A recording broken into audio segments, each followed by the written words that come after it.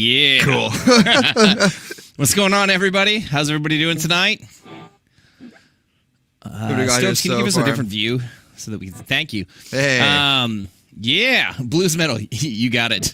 Like, that's how we're doing it today.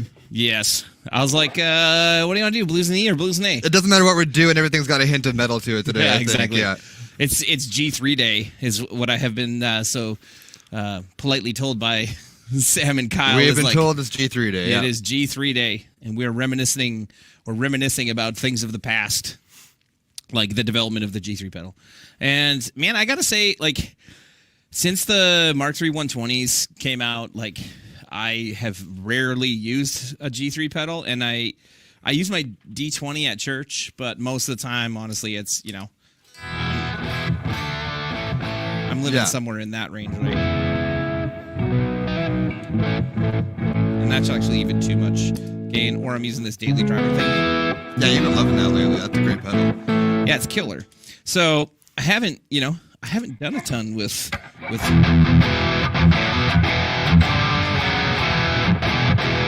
G3, but man, it sounds awesome. Sounds killer, man. Yeah. And more importantly, it feels really great. Like, well, I'm not like a super high gain player most of the time. No. But as far as like distortion pedals go, it's very usable for me. Mm-hmm. And most distortion pedals are not. Right. They're just like way too toothy, way too like bright and kind of Well, and what I like about the G3 a lot is that even though it's pretty tight, like, oops, what did I do? I ruined it. There it is. It still has a decent amount of sag. Like, even if I turn that delay off.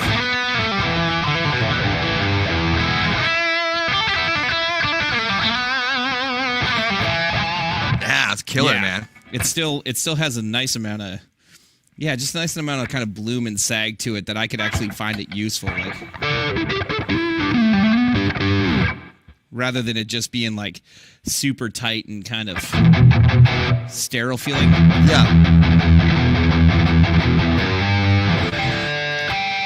Yeah, it still feels like very amp-like in that way, Yeah. You guys will get no proper genting tonight or anything like that because Sammy's not here. Smoking Bo and Big D tonight, man. That's right. No gent.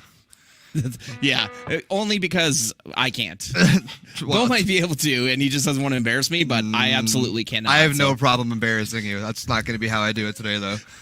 I like how we can cut that later to say being like, I have no problem embarrassing you.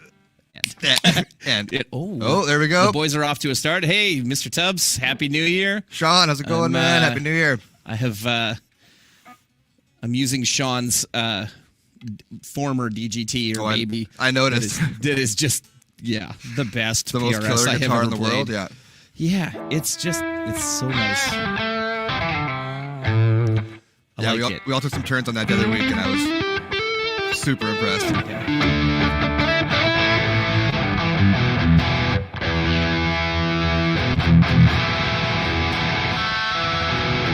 That does not sound good. Yeah. Anyway. So, what's up, Tyler? My New Year's was good. I mean, we're up here close to Winnipeg and, because of Omicron, whatever you call it. Omicron, I think pretty much everything was dead. Like, I mean, also I have 4 children, so I don't do New Year's really anyway. I sit at home and watch a movie. And I kept New Year's super small, too. Yeah. Just like a couple close Dude, friends. But it's also cold as balls here right now. Like, it's no fun. No. I'm not leaving my house for anything right now. No, it's like minus 40 something with the wind right now, and my wife was like, "We should go outside and play with the kids," and I'm like, "No, no, like, no, why? We're not going outside. Play with the kids inside. Don't you have like board games or something? Come on, exactly, man. We played a whole lot of Quirkle and a bunch of other stuff. What's Quirkle? I don't know that one. It's not a board game. But I don't know if you call it a board. Yeah, I don't know. There's no board. But Show me later. Yeah, we'll get around in before I go home. It's 40 above zero here. No, it is not that. It is 40 below zero here. And it's horrible. So, how's everybody else's New Year's? What did you guys do? We want to live vicariously through you. Let's, see what you guys did. Any big parties? -3 in Montreal. Dan, get out of here. I'm jealous. That's, not fair. But there's probably like 17 feet of snow though, because Montreal always has or Quebec always has a ridiculous amount of snow. Always, yeah. So, although it's been snowing here too, so we're kind of getting the worst of both, worst of both worlds. I don't mind the snow though. I'm actually building a huge snow fort in my backyard right now. Are you? Yeah, it's pretty dope too. Nice, nice. I could just picture you after work out there, just like you can see nothing but your like ski goggles as you try to in a blizzard. Yeah, Yeah, exactly. Just hauling snow. Yeah, trying to make yourself a little smoke shack in the snow. Just like if I have to go inside to burn, I'm gonna be darts, warm. man, Damn it! Yeah, I'm gonna be warm inside my little Quincy or whatever they call those things. Quiet here, asleep by 12:15. Yeah, I think I made it to. I did make it till midnight. I think I was watching The Office with my wife and was like, "Hey, it's another year." I ended up hot tubbing Day. that night with a couple friends, and I was up to like 5 in the morning actually. Nice. 5 in the morning in a hot tub, just drinking beers. My New Year's Day was a total write-off. I slept till 1 o'clock and felt like garbage. Yeah. All day. Nice. Nice. Yeah, I did not do any of those things. I probably fell asleep. I don't know if I fell asleep on the couch or if I actually made it to my bed, but I think I had one drink. Yeah. And that was the extent of my life or my night. But yeah, that's a nice quiet. I like that kind of New Year's though, man. Yeah, it's all right, especially when you're stuck here, and it's can't go anywhere and can't do anything cold, anyway. So yeah, all the best from Germany. Hey, thanks for checking us out again, Norbertson. That's awesome. Yeah. So we're talking about the old G3 pedal here, which is the first pedal that we started off with, and a lot of people have asked us, like, why was that the first pedal? And honestly, it's a better question for Dan than it is for me, which Dan is not here this evening again. So he made his appearance. He said he will return for more, though. I can't wait. Yeah. I would say that most likely it was the first pedal because the Purple Channel was Dan's first channel that he really set out to voice when he started designing the Generator 120. That was kind of the sound in his head that he really, really was kind of the target, I would say. And he was messing around because we, like, long before the D20 and the G20, we always kind of had the idea of, like, how do we make a lighter weight amplifier? Like, how do we make something that doesn't weigh, 30 to 50 pounds that people can take around? So he started messing around with solid state circuits, and that's really how the G3 came to be, is that he was doing his best to try to replicate not just the voicing, but the feel that you get from the Purple Channel and the 120 or the 100P. He was trying to get those into a solid state circuit. And I remember the day he called me and was like, "Hey, so I got this circuit breadboarded, and it sounds pretty awesome, man, and it feels pretty good. It's like, I want you to try it." And he's like, I achieved the voicing in a very different way. And I'm like, solid state. I'm like, so you want to build a solid state amp? He's like, no, I want to build pedals. And I was like, oh yeah, that's a much better idea. Yeah, that's all. Than transistor amps. Like, Let's not move into that market right now. Yeah, I'm into it. So I remember he brought it down, and all he brought down was like his actual breadboard. Yeah, So there's just wires everywhere. And the thing was just like so unbelievably noisy. So he plugs it in, and we're in like the old shop back when it was like half the size of what you worked in. Yeah. And like the old shop before what I know as the old shop. Yes. So where you guys worked, we had half of that originally. Oh, crazy. So he like plugs it in, and like as I'm playing it, like it's just squealing, and like I'm like, I can't really get it because it sounds not right. And he's like, he's like, man, I must have bumped it while I drove here, because for those of you guys who don't know, Danny lives like 45 minutes away from our shop, so 35 40 minutes away. So he's like, you know what, hold on, something's not right. And he goes, and like while I'm playing, he like moves one wire, and all of a sudden I hear, and I was like, oh, there it I'm is. like, he's like, yeah, that's the one. And I'm like, yeah, that is the one. So yeah, well, I'll be honest, it was probably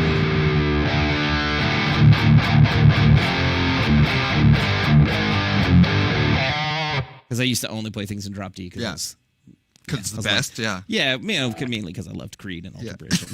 Yeah, Mark Tremonti has wicked riffs in D. So, So yeah, I was like, man, like let's do it. That was actually at the same time, like the 100p, he had already designed it, and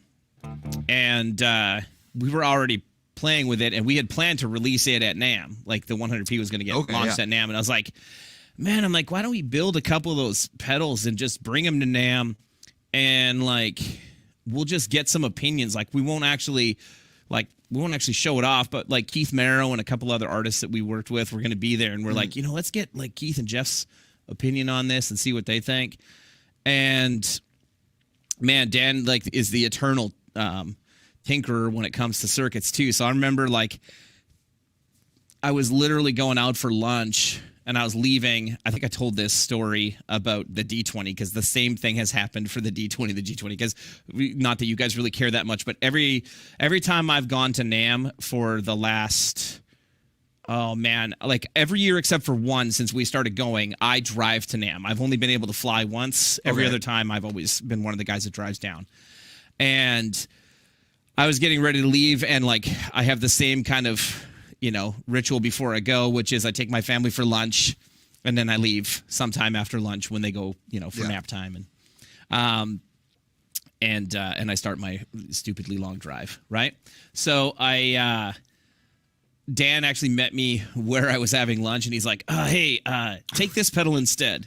And I was like, all right. So instead of the G3 you already he had built one, and he'd give me one, and he's like, take this one instead. I changed a few things. And then when he got to NAMM, he's like, yeah, I changed some more things. He's like, I brought the circuit with me though. It wasn't even an enclosure. He's like, I'm going to swap it out. So he just constantly has been like, he just constantly tinkers with circuits. And he's like, he gets an idea or he finds something when he's designing something new, and he's like, oh, you know what, that's going to work well in this. And I've got that vibe from him already, just like seeing him around the shop. Like, I started here. The Mark IIIs were brand new. I get some more of my mic in my headphones again. Thanks, guys. And yeah, it's just every time I see him, he's just got like new ideas on how to make existing things better, or he's like already thinking down the road of like the next thing to come out. Well, what ends up happening is as he's designing new product, he tries new things, and he figures out things that he's like, hey, I should implement that in the generator, which is why there is a Mark III line of the generators, right? It's because as he's designing new stuff, he's like, hey, I found this out. And then I tried it on the purple channel, and I'm really happy with how it sounds. Or I tried it on the red channel, which is why, like on the red channel on the Mark IIIs, why it's significantly different than the red channel on the Mark IIs, because he was like, I made this one change, and I'm really, really happy with it. I want you guys to see what you think. And literally every time, not that I'm just trying to kiss Dan's ass and pump his tires, but every time normally I'm the one who's just like, dude, like, just leave that alone, because we don't want like revision after revision after revision. Yeah. But then he'll bring something down. He's like, just try this. And then I'll plug it in, and I'll be like, yeah. It's impossible not to get along with it. Exactly, Yeah, because it's so good, right? So it's, so anyway, we brought the pedal to NAMM, got a little bit of feedback on it, and people were really excited. And then Dan came home, made the couple of changes to it. The aesthetic to it changed. Changed quite a bit. Like originally it was in like a Hammond style enclosure, like what you'd see from like who uses those, like I think Wamplers are Hammond style enclosures. Like a lot of that. I don't actually have any boxes on my board. Oh yeah, your Space Spiral there. That's like it was in an enclosure kind of like that. I got you. So we changed to the new enclosure that he designed specifically for our products. And then, March that year, we started sending out the first ones to people for demo. And then the pedal launched, oh man, it's been a long time. It was in 2018. I want to say the pedal technically launched early April. Because I remember I flew to Music Messe in Germany. Because unfortunately, the month before, or a month and a bit beforehand, our rep at Thomann was tragically killed in a car accident. Oh no! So I flew over there to meet like all of the people that were kind of trying to cover off for Christian, and I was like, we have this new product that we have no one in Europe that's supporting yet, because this is long before we had any distribution or, many dealers. Toman and Music Productif were our two main dealers at the time. And, so I flew over there, and I remember, like, I didn't sleep on my flight there, but when I landed, that was when all the YouTube videos were, like, we had our first big YouTube push, which I'm sure, hey, Keith from 5 Watt, good to see you, dude.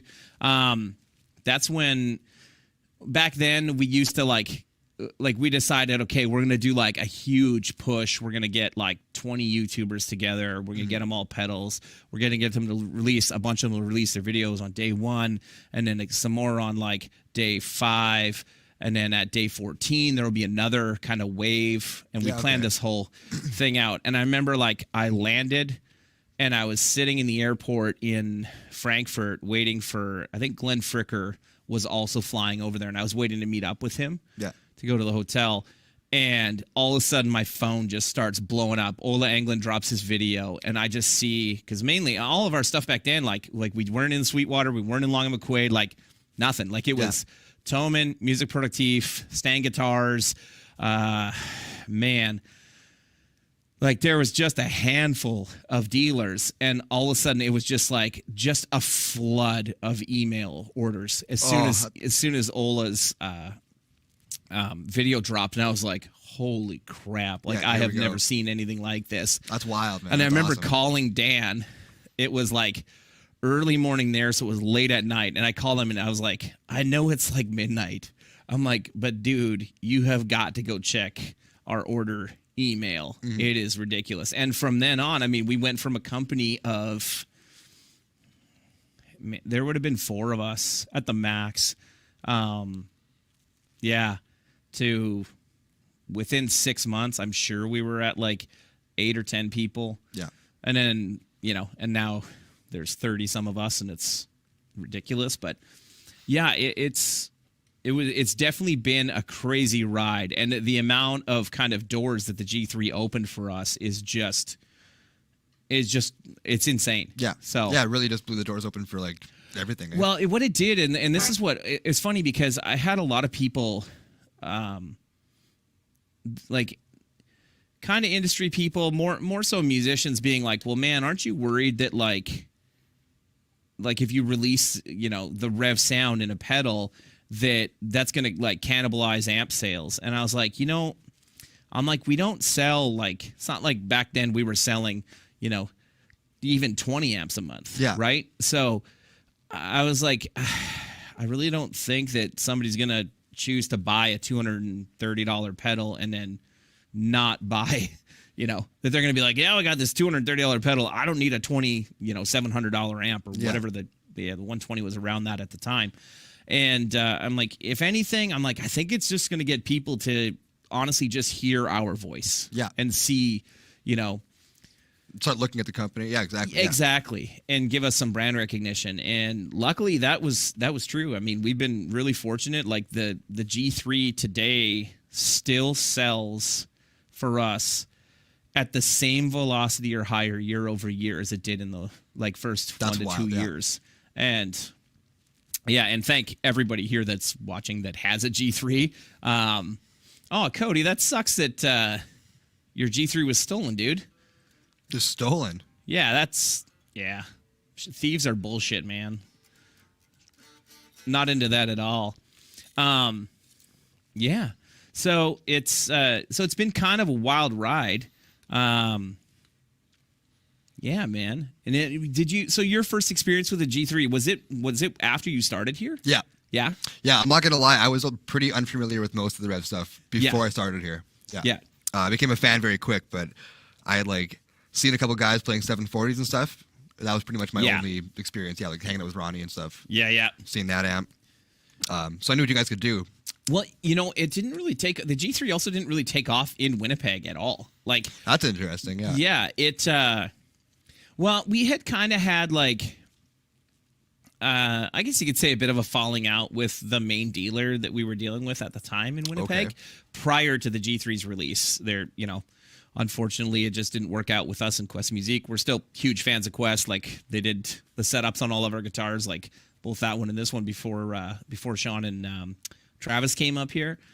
But yeah, just some things didn't work out, and so we didn't have a dealer for, man, it was months. Like it came out, and I remember us, like our first order that we placed for parts for G3s, we had ordered enough for, I think at first we ordered 250 circuit boards, and we had ordered 500 chassis because they're custom. Like it's not just a standard box that we drilled.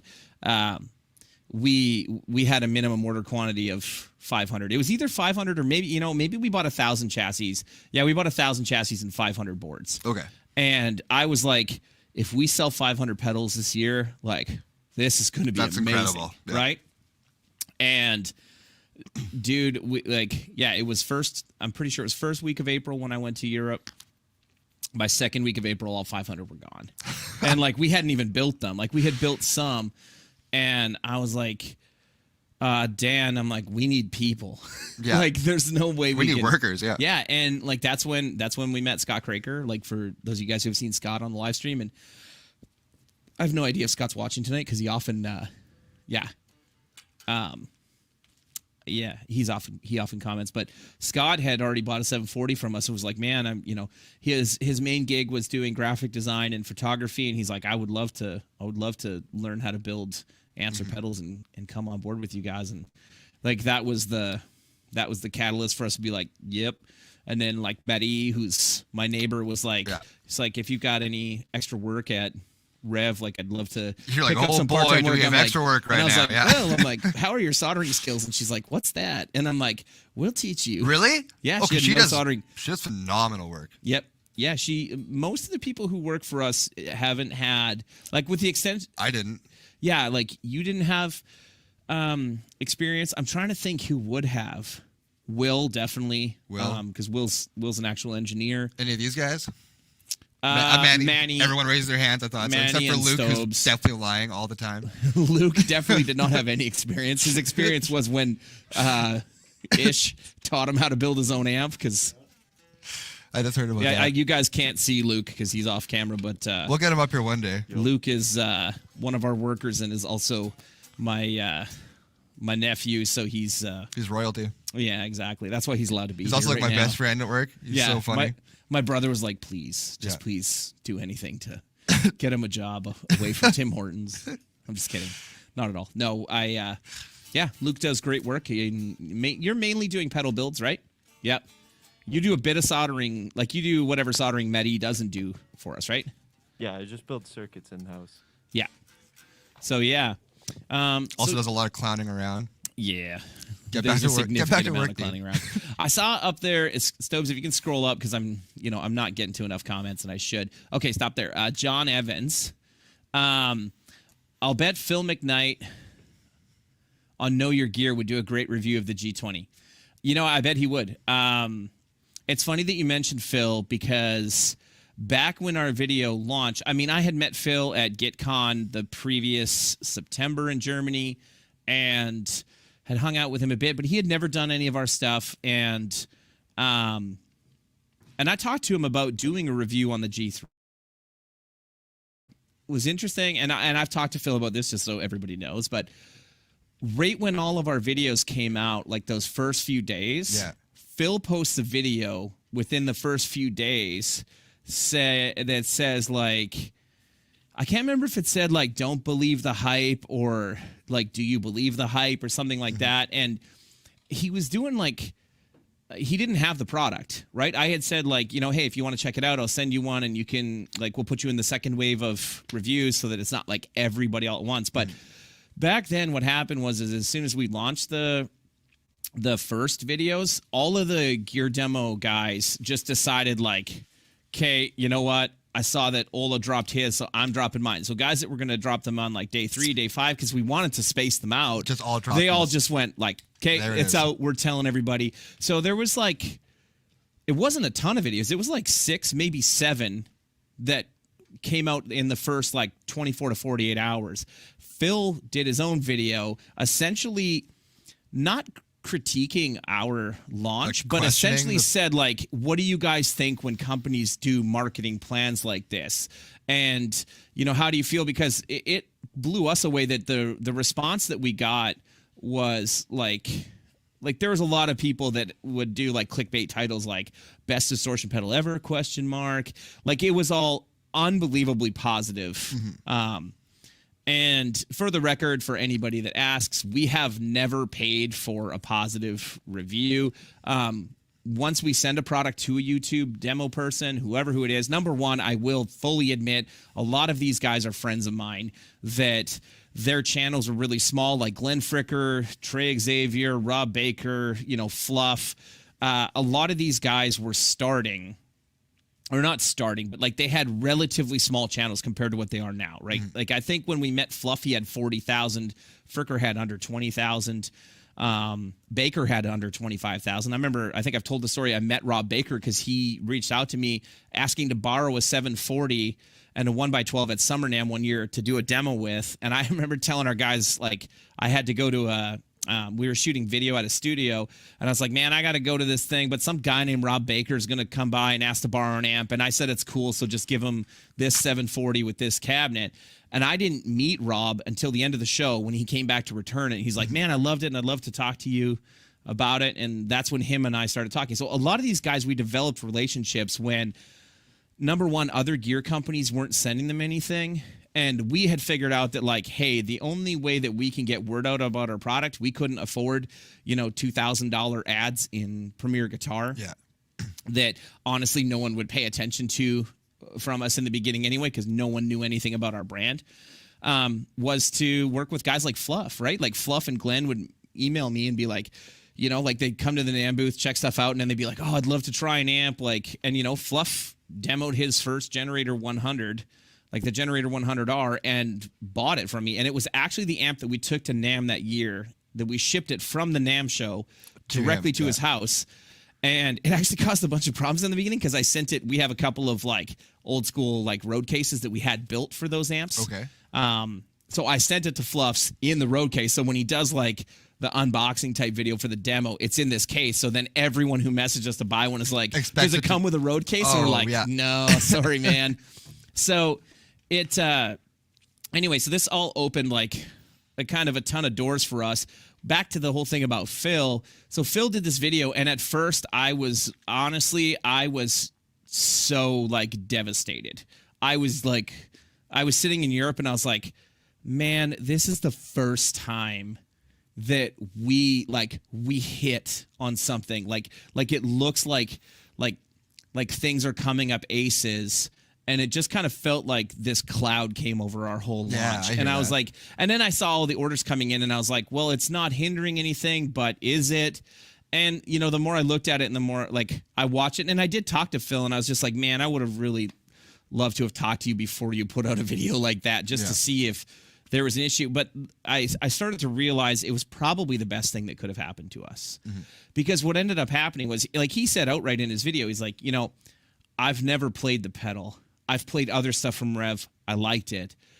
I'm wondering how you guys feel about stuff like this and about launches like this. And I realized like this isn't, it wasn't meant to be hurtful or an attack on us. And, like I said, Phil and I did talk about it later. And I will say that it did draw a ton of people to check out the videos. And the vast majority of people were like, yeah, you know what? Pedal sounds great. I'll try one. And if I don't like it, I'll return it. And, Yep. And that was it. And now they're all over the place. Yeah. And then it was like onward and upward very quickly from that point on. Like when I think back, it's been crazy because that time, like when the G3 launched, it was such a crazy time for us because we gained a lot of traction with the 100P at that NAMM show. Like, so in end of January of 2018. And then in March of 2018, one of my brothers died who worked for us. And like, it was a big deal for everybody who knows us and knows me. And so this kind of all happened and the success of the G3 kind of took off like 2 weeks after he died. Like I flew to Europe right after, and like so from then on, it did feel so surreal because everything in my life was kind of like I don't want to say in shambles. It wasn't, but like everything kind of got flipped upside down. Yeah, right. For sure, it's and a hard like time, you know, you start to question all of your priorities of what you're doing with your life, and then at the same time you have this. Honestly, I would say, like other people talk about this, and it's kind of a, what's the word I'm looking for? It's kind of a cliche, but it was like a rocket ship straight up for us from that point on. Yeah. Like once the G3 was out, it was, we have no time to do anything but to work to keep up and then figure out, you know, how to, like, now we hire all these people. How do we keep them employed? Because eventually, at some point, people are going to stop buying this pedal. Yeah. So, and thank you that you guys haven't stopped buying that pedal. Yeah, so apparently you're wrong. Yeah, apparently no one stops buying this pedal. Yeah, it's been It's a been gift that keeps awesome. on giving, man. Yeah. So it has been just this kind of crazy roller coaster since then, and it transformed literally everything about our company. Like down to, like I said, back then it was my brother Kurt, Dan, myself, and Colin. That's it. And my brother Scott, like Luke's dad. Yeah. Scotty would come help doing some Tolexing. My brother Kurt did all of our cabinetry work and did like whatever Tolexing Scott couldn't do.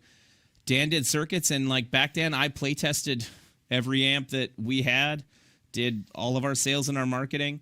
And like Sammy would kind of come out and start helping with some things, but it wasn't until he wasn't actually on staff until after the G3 was out. Because really the G3 is what provided us with enough cash flow and equity to start employing people. Yeah, I mean that and the 100p. I will say that like we did leave the NAMM show in January 2018 having sold like 15 or 20 100ps, which prior to that at any NAMM show, like, you know, 2015, 16, 17, like if we sold like 4 or 5 amps at the show, that was a good show. Yeah. I remember the first show was like we sold one. Hey, Scott, there he is, Scotty Craker there. So yeah, Scott was the first employee to, or the first, I should say, first guy that we started to employ to help build G3 pedals. And he has built a shitload of them over time. So, you know, cheers to Scotty and again to all of you guys that have supported it and bought G3 pedals. So, yeah. I realize I've been talking for like 15 straight minutes. It's all good, man. Yeah. So I was told to give you guys a bit of a history of the pedal. So I'm trying to think. That was the complete history. Yeah, exactly. Yeah. We got the whole book. Like, you didn't stop talking, man. So from that, I have a list of questions that I'm supposed to answer. So I think I've explained how did it help with our growth. I mean, I think you nailed everything that every talking point that was left for us, actually. Well, okay. So how it helped with our growth, besides providing capital and brand recognition, is obviously the hugest thing, right? Yeah. Like more people have to hear our sound. It is what's responsible for us getting into Sweetwater, getting into Long and McQuaid. Distribution. Yeah, well, you were just mentioning before the dealers you had at the time when you like released it. Oh yeah. And you were like, was this guy? And it was like, you were like, that's it. And I can think off the top of my head of like 10 more dealers we have, like other than what you just mentioned. Yeah. I mean, I was looking at it the other day. Like our dealer network in the U.S., excluding like however many Guitar Center locations now carry our stuff. Our dealer network in the U.S. alone is like 50 plus brick and mortar stores. And in Canada, it's like 15 without Long and McQuaid. Yeah. Right. And then overseas, I don't even know, because now that we work with distribution in Europe and in Australia and in a bunch of different parts of Asia, like we don't have direct contact to the dealers anymore, because that's the distributor's job is to work with them. So I know that our dealer list on our website is several hundred.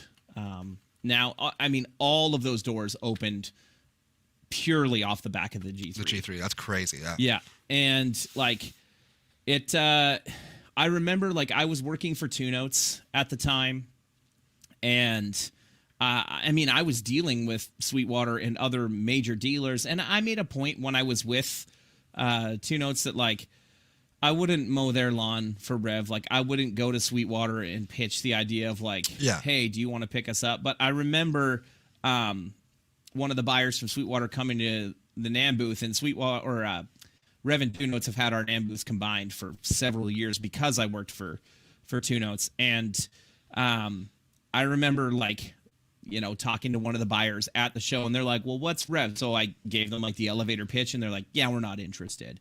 Yeah. And that happened. That was a Sweetwater rep? Yeah, that happened year over year with them. Mm-hmm. That they're just like, we have too many amplifiers. It's just not worth doing. And like fast forward, like even down to we did Sweetwater's Gear Fest in 2018. Yeah. So the pedal was already out. It was doing well. And this would have been in June. And the buyer came by the Two Notes booth, and I had a pedal board that had the LaClean, but it had a G3 pedal on it. Okay.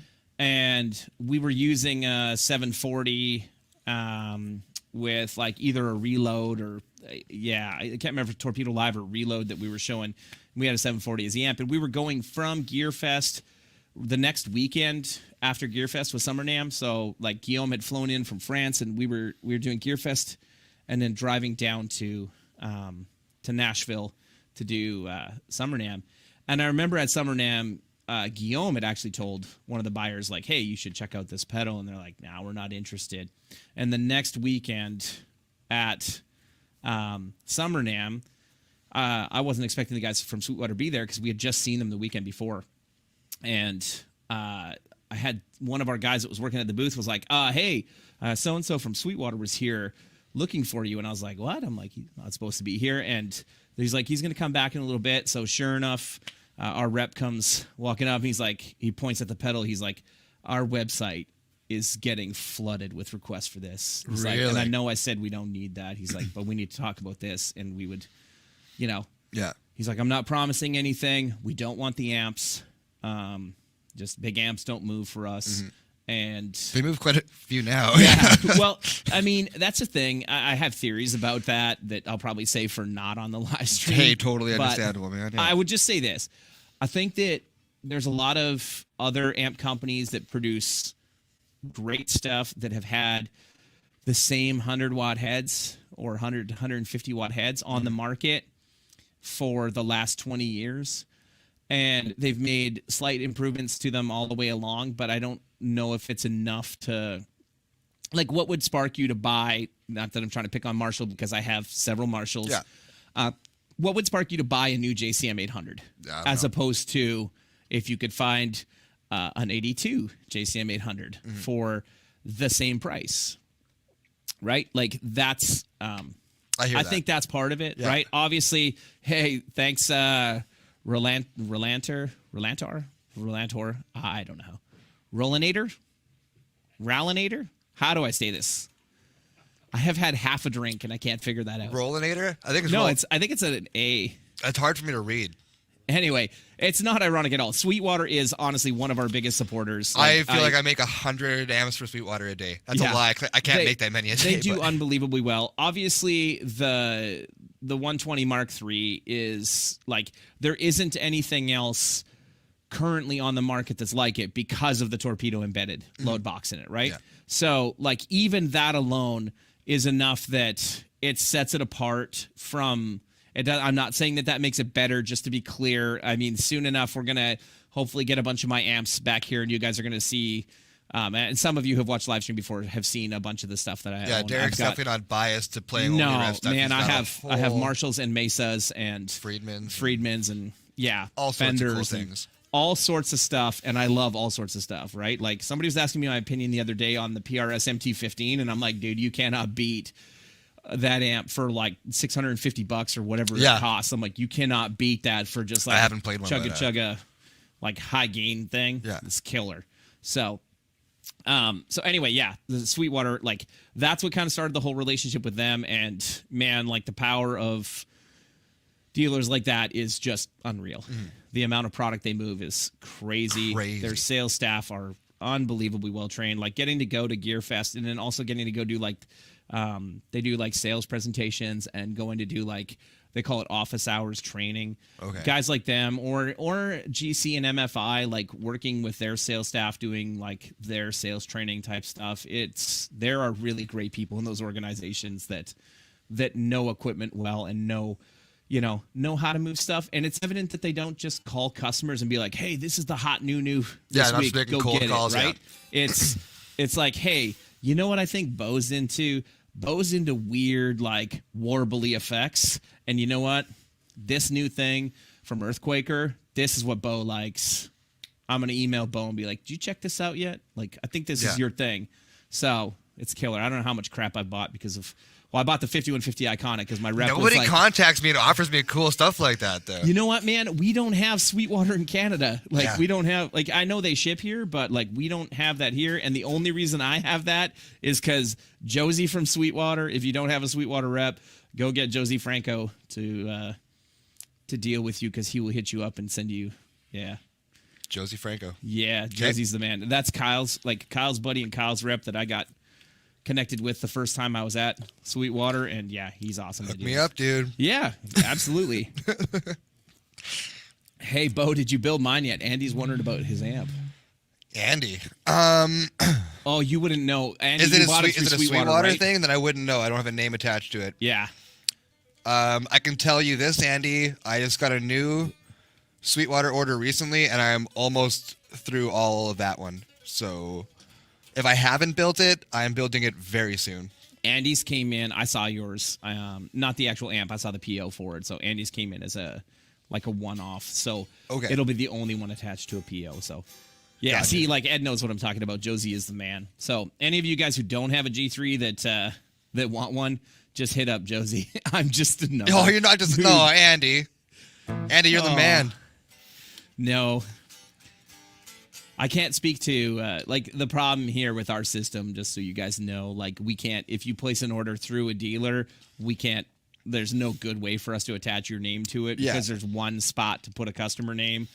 Yeah. And if we put who it was for under the customer names, then it won't, filter into the column that just has, if we want to look at all the Sweetwater orders, all the Toman orders, all that, Which is how they're organized right now, exactly. I'm backpedaling to make sure that Andy doesn't dislike us and stop watching. No, Andy, we love you. Andy, we love you. I'm going to find your amp. I'm going to put some special attention. He told me he's going to have 4 more beers, and then he's getting right to it. I'm getting to work tonight, dude. I'm putting this thing together.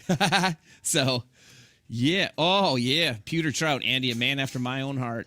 Oh, we got the Pewter Trout. That's a nice one, man. Is it too late to customize yours?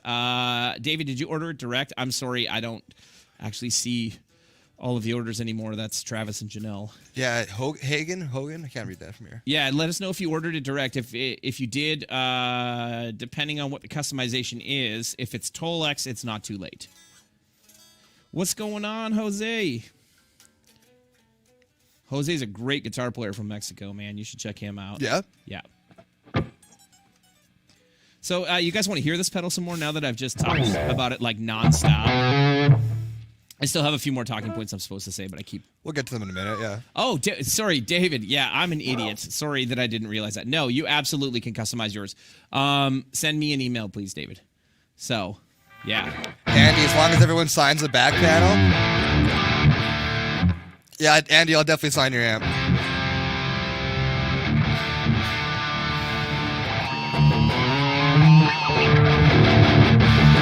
That just sounds so mean. No,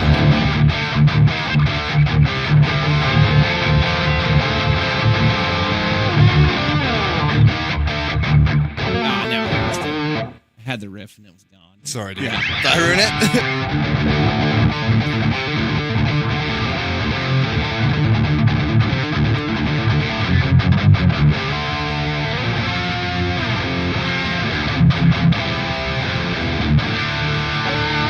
So I'm running mine.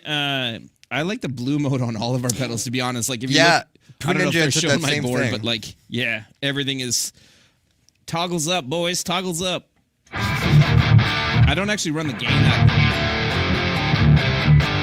that high. We're running our pedals almost identically. I like how yours is way newer than mine, so it's way cleaner. Sam's, I think, technically. I was going to say, it could also be that Sam takes pride in his pedal board. Yeah. And it's I'm going to make sure this is all nice and clean for Bo.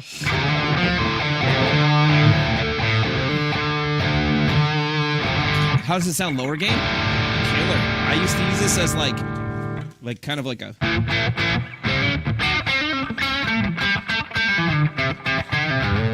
Kind of like a fatter overdrive. Can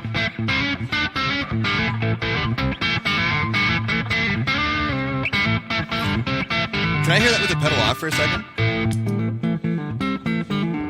So still a good amount of like gain in there for like, I mean, rolled right off, yeah.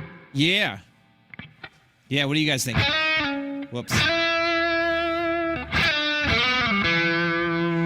don't know how any of these switches work. Nor do I know how to play those riffs when I'm in D. Yeah, I forgot I dropped this today. What am I doing?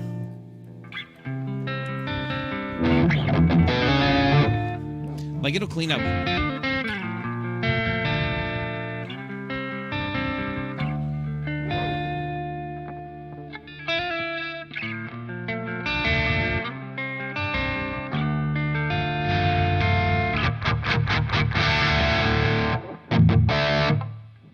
Yeah. Are you in tune still? I don't know. Probably not. Sorry, that's a polite way of him being like, hey, you should just pay a little attention there, buddy. Okay, so yeah, it let's wasn't hear just your me, rig yeah. instead of mine. I'll stop playing.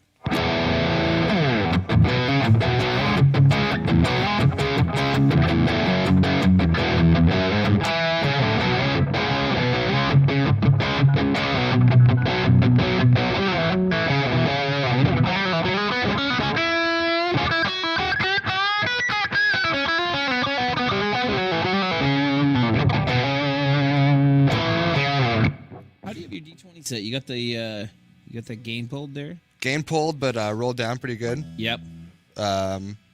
Yeah. It's a move. Mid and treble are like just past noon, and then bass is rolled off just a little bit. Well, I got a problem with it? Oh, I know. You guys want to hear how much gain it has? Yeah, crank it out.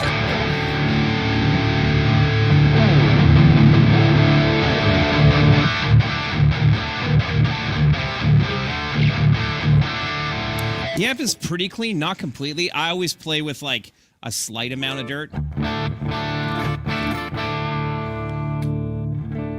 So, like you can hear there's a, if I dig in really hard, there's a bit of breakup.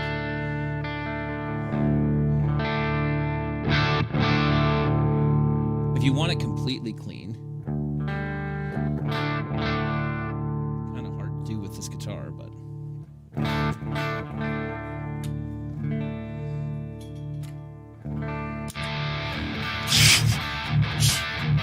Yeah. Saucy.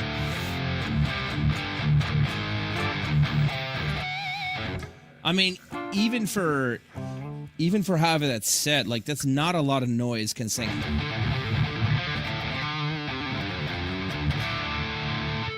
the amount of gain I have. The lesser, you call the next job opening at Revv. Are you from Winnipeg? Because we actually have 2 job openings for anybody who's from here. There are 2 job openings starting like later this month. I just haven't posted anything yet. Hey. Yeah.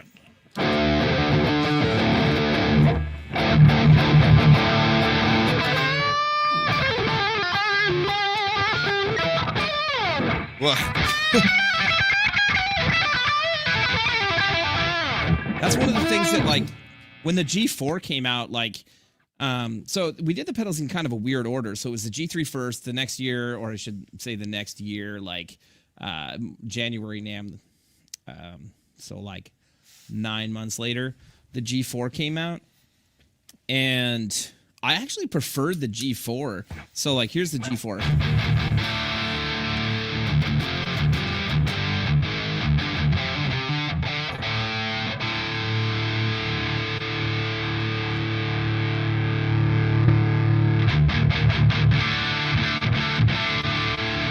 But I've always been more of a rectifier guy, so I like that really. Yeah. That really like fat bottom end. Yeah, totally. So I preferred it, and also like same deal. Like when you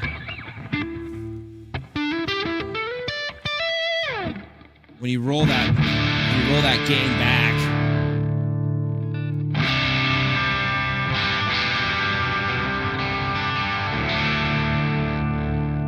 really like that. Like, cleans up really nice. Yeah.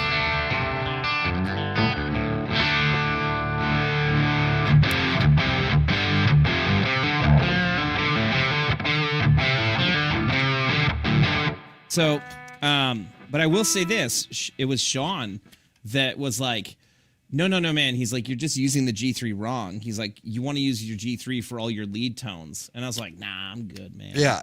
No, thanks. Don't worry about what you have to say there, Sean. Yeah. Let me show you a few things, Mr. Tubbs. But yeah, like 100%, dude, it is so true. Like, so say I set these pedals pretty close to the same, right? Yeah. Let's see here. Let's just say you do that. Let's say I do that. So that's too much. How's that sound?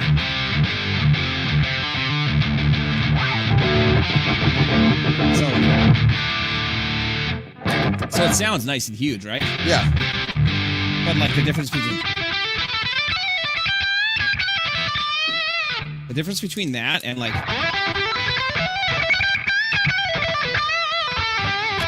it's just like way more in your face. Yeah, it's right night there. And day difference about how well it cuts, right?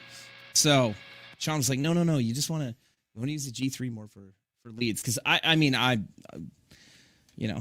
use the G2 more than any of them. Yeah, me too. But I did find that like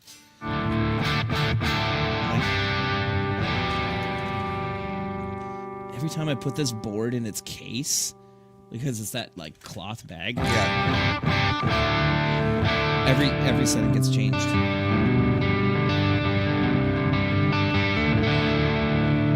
Like I'd probably live like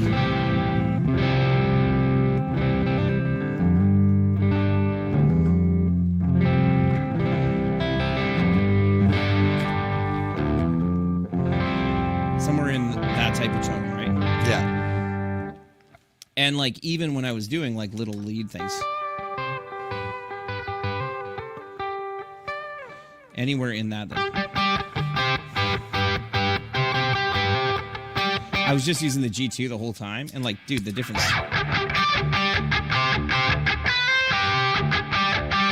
Even if you pull the gain back, it just cuts so. Yeah.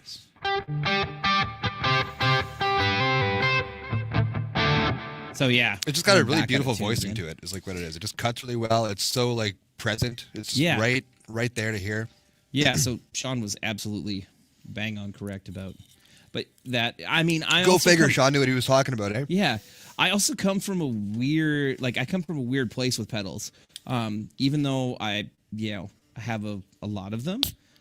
Ooh, Bo's getting after it. I never used pedals for drive. Ever. Yeah, boy. Like even the idea of putting an overdrive in front of a high gain amp, I never once did that. Yeah, see, I've always been a cleaner amp kind of guy. Cleaner amp and then have a big board with like all my drives laid in front of me like that. Different worlds for you and me. Yeah, like when I played in like pop punk hard rock band, I used a triple rectifier for most of it. I had the 3-channel version, and I would use all 3 channels. And I like Stobes. Did I ever use a drive pedal that you can remember? I had a tube screamer, but I would use it on the clean channel if I used it. You use that with your DeVille all the time. Yeah, so I would use the rectifier for high gain stuff, and then I had a 410 DeVille for cleans, and that's how I played. I never 2 amp setup. Yeah, you snob. Yeah, I love it. I love it. The first time I did it, I was like, "This is how I should play for the rest of my life." Yeah. But yeah, I never stacked over drives. I only really started to get into drive pedals honestly after we started releasing pedals, and actually maybe a little bit before that. That we had some companies that we were getting delay pedals and stuff like that to put into the loop of our amps at NAMM, and one company called Rockstock Pedals. If you guys don't know them, they make a great reverb pedal called the Skyline. Okay. Yeah, I've seen those in your office, I believe. Yeah. So we got a couple of Skylines one year to use at NAMM, and they had an overdrive called the Raven, and I was playing with it, and I was like, man, this pedal sounds great. And I mean, I had a tube screamer, like that was my main drive pedal. But I mean, I would only ever use that with clean amps, trying to get like Stevie Ray Vaughan style tones. Okay, like that was my only point of of using it. So for me, like when we started to get into doing pedals, like it did open up kind of like a completely different world for me, because I was so used to like, no, like your drive sound always comes from tubes. Yeah. You know? And I'm happy to say that it's not exactly the case anymore. I don't use a lot of drive pedals with the 120. Yeah. You don't need them. Yeah. Well, I played a couple of festivals this summer with like the 120 and like had a pedal board in front of it. And I was just like looking at like, I have no use for you right now. Yeah. I don't even know why you're in my chain. Yeah. You those of you that are in the loop, you're my friend. And I'm looking at things that I love. I'm like, sorry, baby. I'm not gonna touch you all night. Yeah. Yeah. I mean, I will say, for those of you who have, spare cash, and I have no idea how much they cost or anything, because I got this secondhand, but that Schnobel Tone Daily Driver, like that. It's a rad pedal, dude. I want one. It's just like.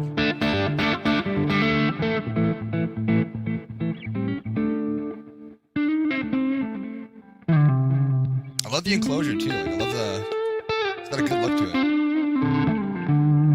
Yeah. Just an all it's around super cool basic, man. Like it's rad though. Yeah. Yeah. That's a killer overdrive pedal for any of you guys that are looking to buy something that you probably haven't heard before. But yeah, man, that's like, apart from getting into stuff like that and like watching a lot of Sean's videos, like stuff on his channel, not on our channel, is pretty eye-opening to like the different types of drives and what they do. And yeah, pedals are fun, man. Toys are great. They are. I clearly, you know that I enjoy toys. I know you like your toys. Yeah.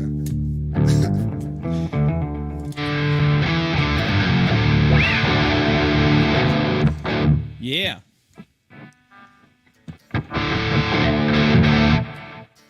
You get all your tones from the... Yeah. So, Andy, I can go that way with D20s, right?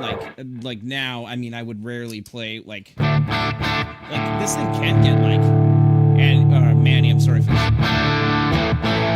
I'm killing you here. I should tune up if I'm going to do that.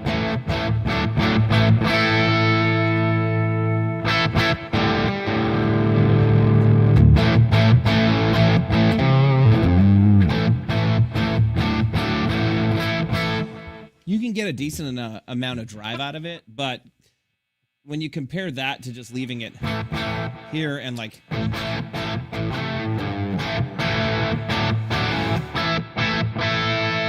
There's just no point in doing that. You know what I mean? Like of pushing the amp.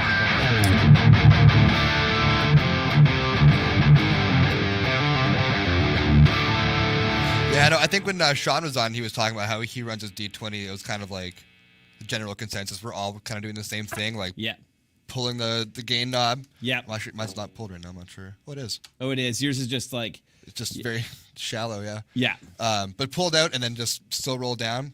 Yours is one of the older ones that probably still has set screws. Actually, my personal D20 is like one of the really old ones. One of the matte black ones. There was also a 240 volt. I didn't know until I took it home and plugged it in, and it was like not making any sound. And I was like, what the hell is wrong with this amplifier? You're like, I swear I looked at this earlier. I was like, I know this works, yeah. I played it at the shop and it was great. Yeah, so I mean, I don't think I'll move to always getting all my tones from pedals. I will say when I play at church, like I take this, I don't take my 120, so I take a D20 and my board, and you know that's my core tone. Oh, did I ruin my board? What's that sound? I meant to do that. Whatever it was. So. What is that? What is that? I thought it was a sound guy just messing with us at first. Sounds like space. Yeah. It's gonna be me. It's actually not you, Derek. Oh, it's me. Yeah. What did you do? Oh, Sammy's board is bad today. So, sorry to tempt audio boards. Yeah, but I just turned it off and on again. That's fine. Sorry, this is a ringing endorsement for our ability to build tables. Okay, we're good now. Nobody touch anything.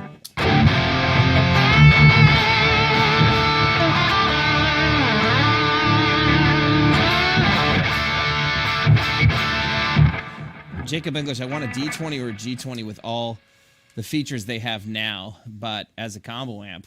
Yeah, I think that'd be a good idea. Yeah. Yeah, great idea. Leaning towards a G20 and an orange 1x12. Yeah, great. Like, if you're mainly playing high gain stuff, it doesn't achieve quite the same voicing as the D20, but the wide switch on the G20 will get you most of the way to to what we are now for stacking pedals in front of it. And I mean the high gain channel. And I mean, like, it depends what you want too. Like, it's got a different voice for a reason, right? Like, yeah, if you're playing like high gain stuff, you can't beat the drive side of the G20. Yeah. And maybe like you want that super pristine sounding clean side too, right? Like, this is just a different kind of thing. Yeah. So, okay. So, Kyle told me to ask, why is it our best seller and will it ever change?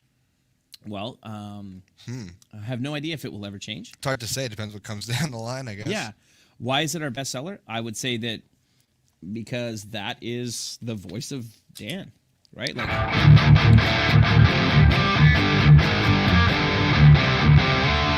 which most people would argue is the voice of Revv. Yeah, that's a good point, though. I mean, like, he's the designer. He's the brains behind everything that we've made. Yep.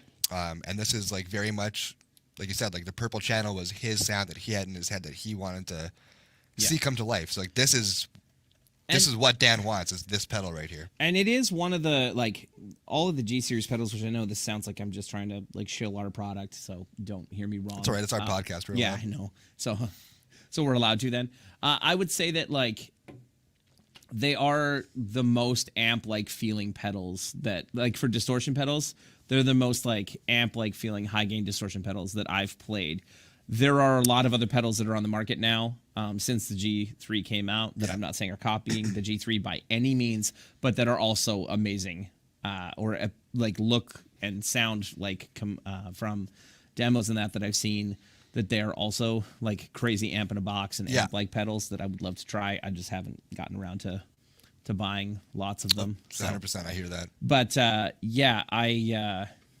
for me, that was a big thing. Is like previous to that, like I was used to, honestly, like the Dan Electro Fab Tone was like the dirt pedal, like the high gain dirt pedal that I used. Yeah, the Boss Metal Zone. Yeah. Yeah. Like I never really used that. Like I listened, like I had heard other people try the Metal Zone in a music store when I worked there, and I was like, that thing's a pile of shit. Like, why does anybody want that? Yeah. So, like, I never, again, I was fortunate enough to have a rectifier from when I was 18 or 19. So, yeah. That, I didn't need dirt pedals anymore when I had that. So, yeah. Why is it our best seller? I think that it's because it is the most accessible Revv product.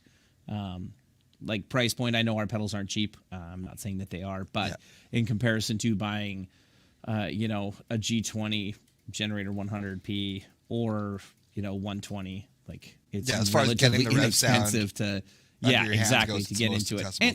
And there are a ton of people like that. They do just want to buy pedals, and they do want to get their, they have a great clean or slightly broken up source tone, and they just want to pedal that up, and they want to be able to change pedals frequently. Yeah. Like one of our biggest customers for pedals is the Pedal Genie. Okay. Or Gear Hero HQ. Yeah. Okay.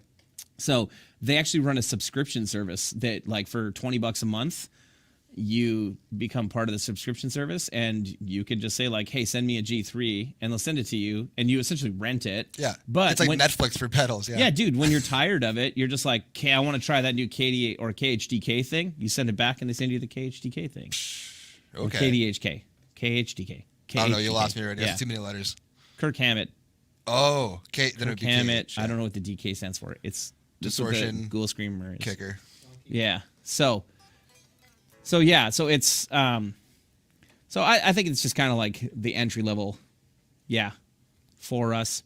So one of the other like unique things we talked about on the podcast last week when Dan was here, one of the unique things that's happened from the pedals is like, normally it's that the amplifiers like have kind of influenced the design of the pedals, right? Yeah, well, like I think the amplifier is like the inspiration for even making the pedal in the first place, right? Yeah, exactly.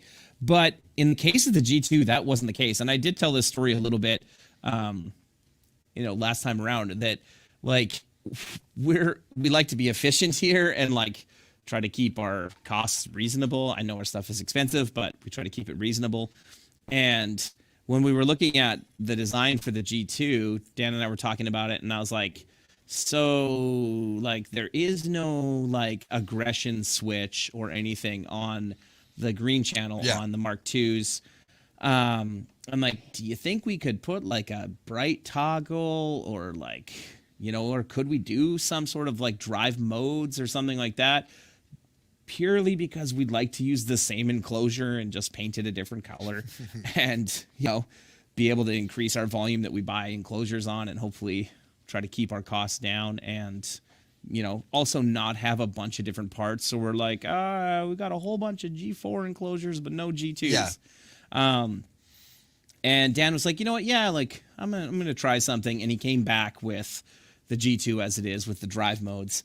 And like it became a huge hit with all of us here instantly that like the blue drive mode on the G2, I liked more it running into a clean channel than I liked on the green channel on the Mark II. Okay. Because it had just this slight like shift in the EQ that made it feel more open, right? And a different saturation for the gain. And when Dan started designing the Mark IIIs, I mean, that was one of the first things that he did is he's like, the green channel is getting that same type of drive switch. So it's weird that in the past, all the pedals were, they were inspiration or like they were inspired by the channels from the amp. But this was a situation where one of the pedals inspired changes in the new version of the amp. So it has kind of gone both ways. Yeah. So is there a way that the pedal, like the purple, like the G3, sorry, influenced the purple channel on the Mark III then too? I don't, because the purple channel has also evolved over the years. As the amps evolved, right? I don't know if that's a question for Dan. I can't say for sure because I know the differences between the purple channels and the pedal doesn't really do, like he's pretty much just gone after like more low end, more saturation, and tighter. Like that's the difference between like Mark I, Mark II, and Mark III purple channels.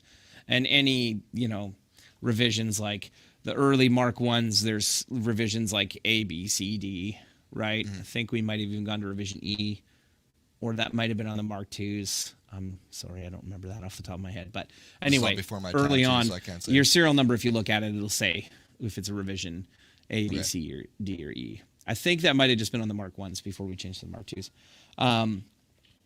And yeah, he'd been kind of tweaking, making little changes like that along the way, but I don't think, to my knowledge, I don't think anything from the pedal inspired the Mark III's purple channel. Okay. I think just Dan is never satisfied with. Yeah, that much I know. Yeah. Yeah.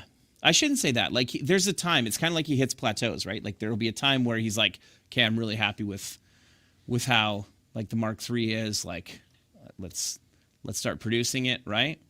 And then, like I said, but just because he's satisfied for a bit doesn't mean that he's going to remain satisfied. What it is it like as soon as he starts designing something else, because I know, like, we've talked about some of the products that we're designing, but we don't talk about everything. I know some of the other products that he's designing, and I know how, as he's figuring out how to get stuff that he wants out of it, like I mentioned earlier in the stream here, like as he figures things out, he ends up going like, oh, what if I do that to the purple channel in the 120? How does that sound, right?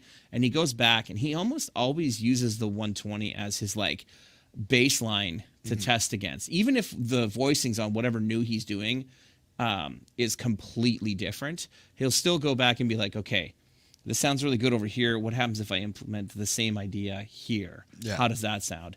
And then he ends up finding kind of new things as he goes, and you're like, oh, like, that sounds awesome. Yeah, so, it always sounds awesome, yeah. Yeah.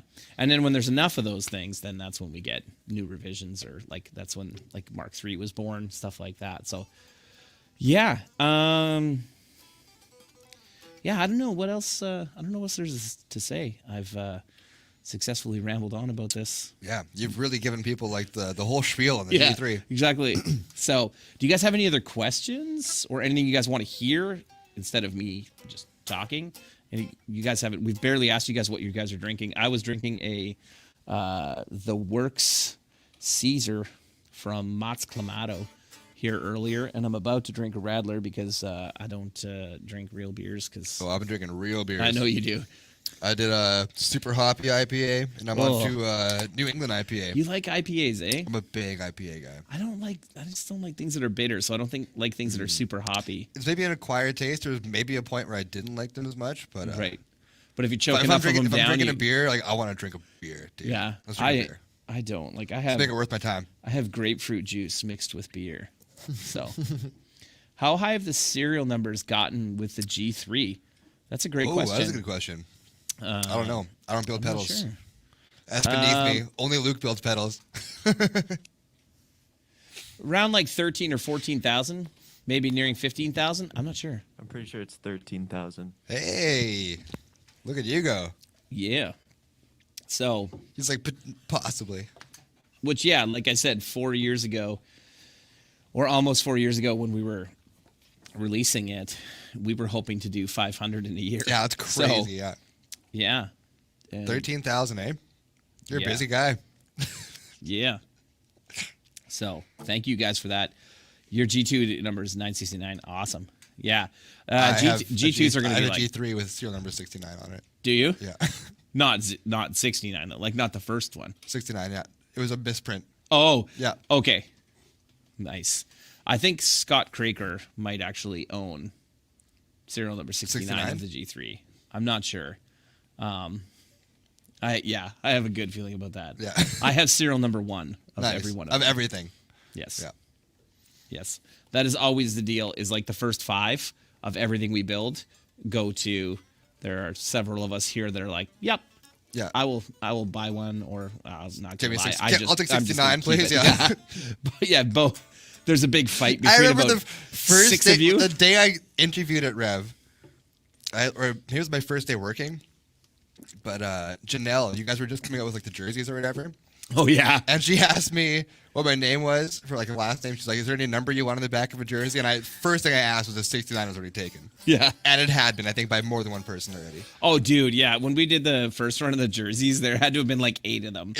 And I was like, these are all dudes, and they're all my people. Like they are all going to laugh at the most ridiculous jokes and act like children. So yeah.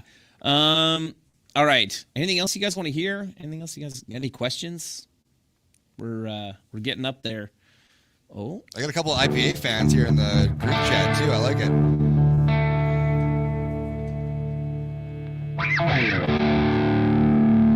I'm in tune before I kill anybody with my wonderful.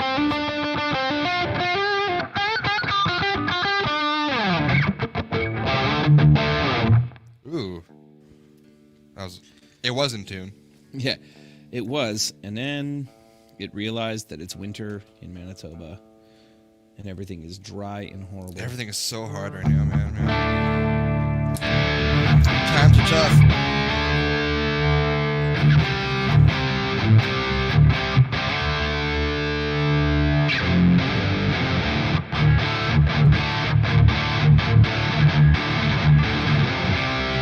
Nope.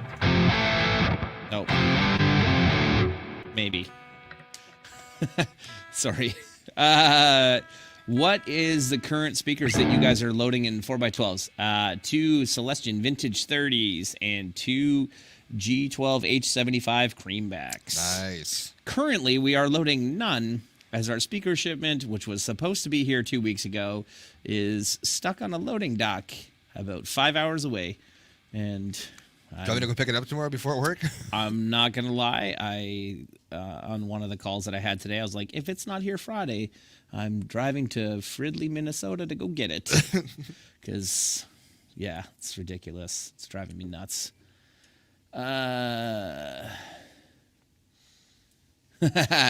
So a pedal that might make the 120 irrelevant, the G2348. Oh, that's a mouthful. Wait, what's Jacob asking? Oh yeah, I have a G2 and a G3, and I play metal. And bluesy stuff. Should I buy a D20 or? Dude, a D20.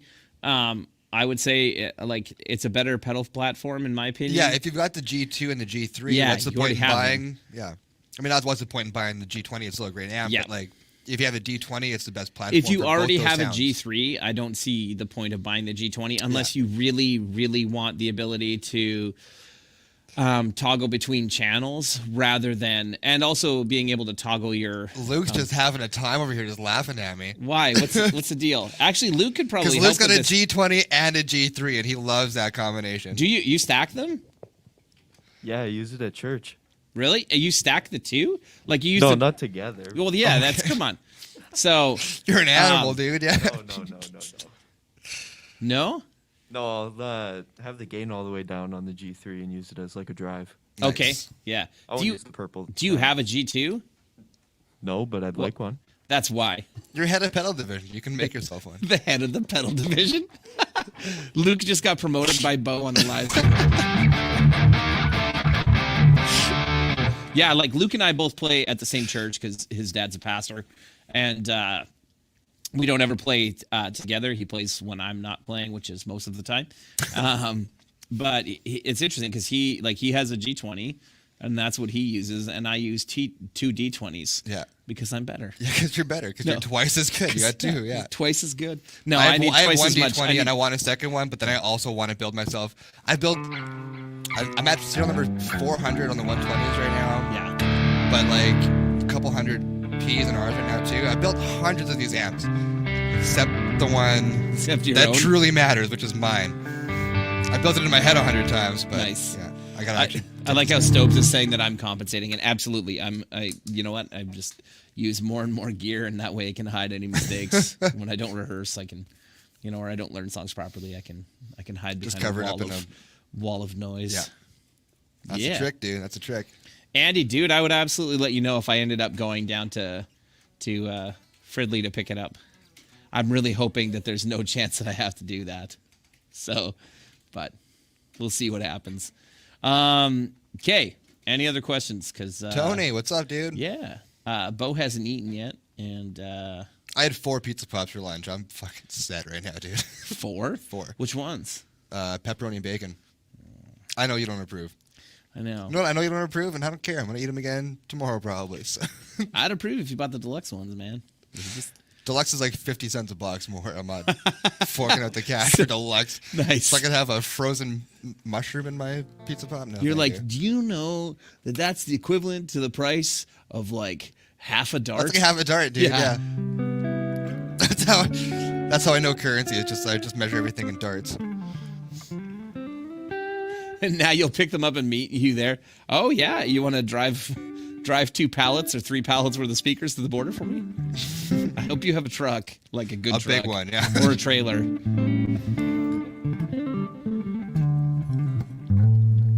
Keep forgetting them in D.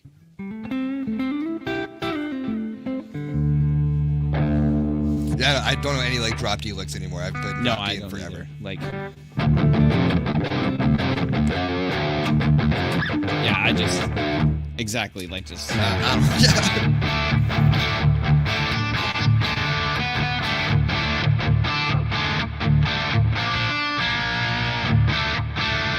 Yeah, just play Beautiful. whatever stupid shit I can to make.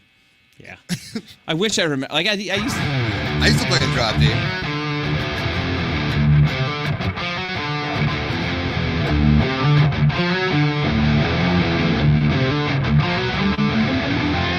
Yeah, exactly.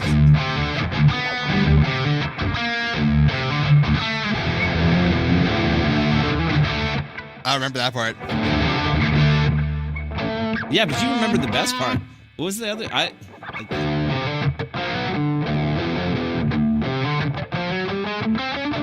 Exactly. It's a chromatic thing. Same thing on the.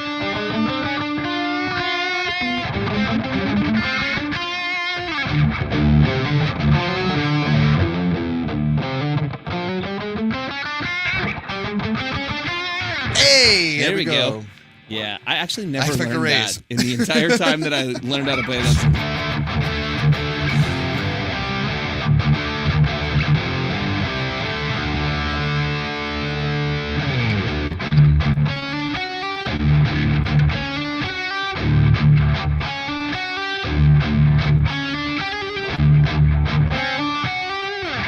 Yeah, I love Rage Against the Machine.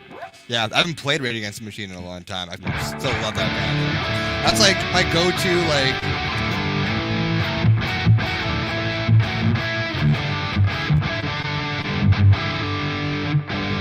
That's not Rage.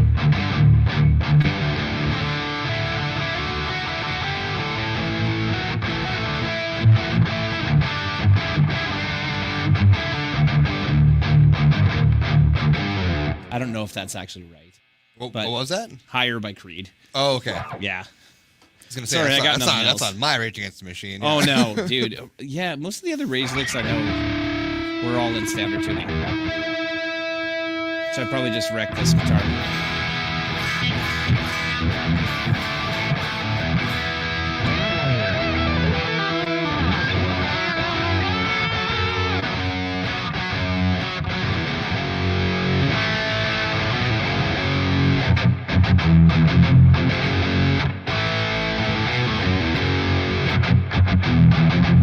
I don't have a wah pedal. So, yeah, or like, Yeah, that's a good one.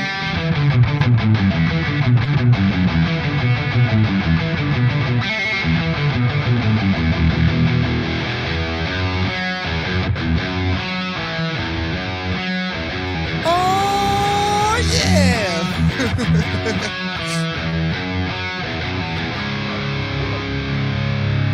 And it's just another bomb track.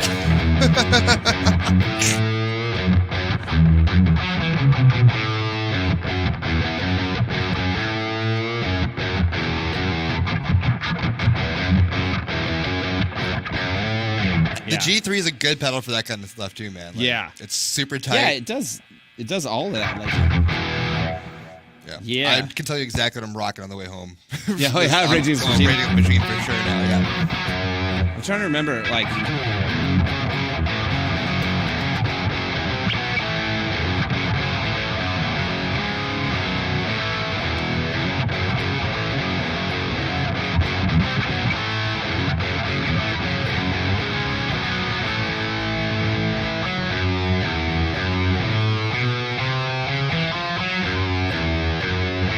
I love it,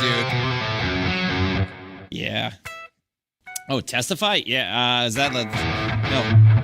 Oh, I don't remember how Testify goes. Oh, I used to know that one. I don't anymore. You going like this does nothing for me in the dark. What's that? Yeah, I mean, I remember Sleep Now in the Fire.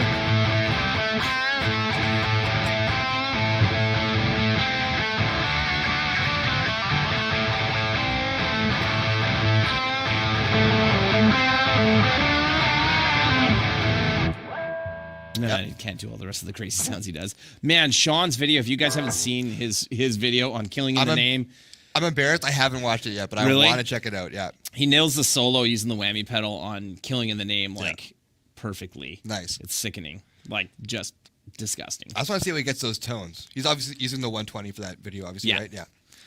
Yeah, I think he's using the purple channel in it. I'm not sure if he's still around watching this or not, but I always love watching those Probably videos, not. watching him like get like iconic tones with like the 120. Like, Yeah. he gets pretty spot on with almost everything. Yeah. Dude, it's so crazy because and then you'll hear this hint where you know it's his hands, Yeah. right?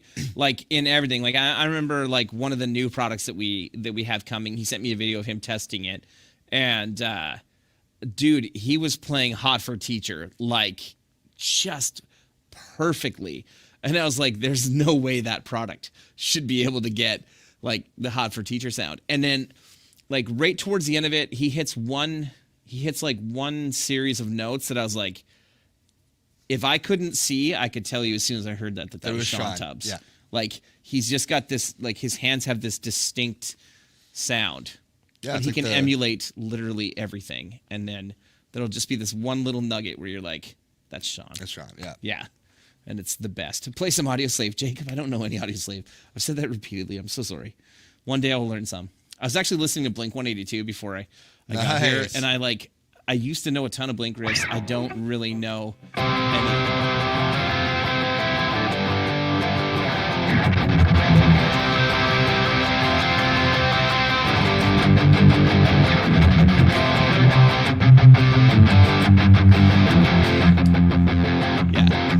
Is there any you've heard me talk about we used to joke all the time about writing songs in the key of T. In the key of, no, I've not heard this. Okay, so we had a running gag about pop punk riffs are all in the key of T, and it's we called it the T formation, which is because it makes a T on your guitar. So good.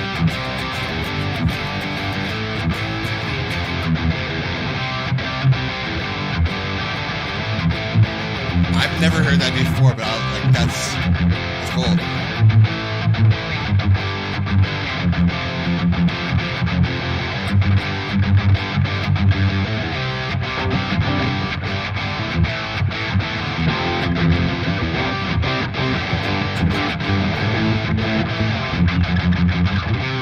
Stopes, I don't know any TFK either. I also clearly don't know any Rush.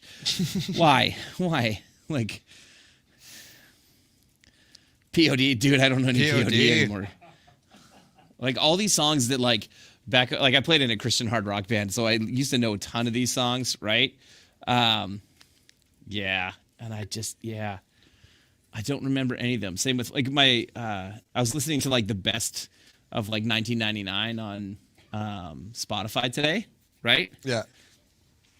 Poor old Lou, you don't know how to spell poor, you. Come on, you hillbilly, get back to. Yeah, play some Demon Hunter. I wish that I learned other people's riffs. I really wish I did, but I didn't.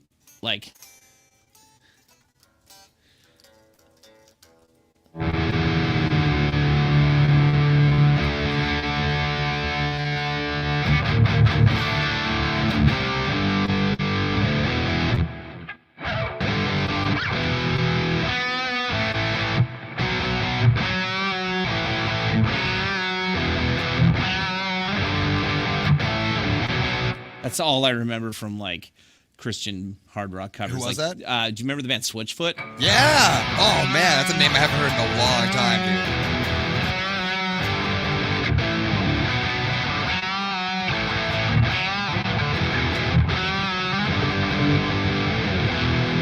I don't remember how any of it goes, but do you remember how it goes, Stroby? Somewhere in there. Yeah.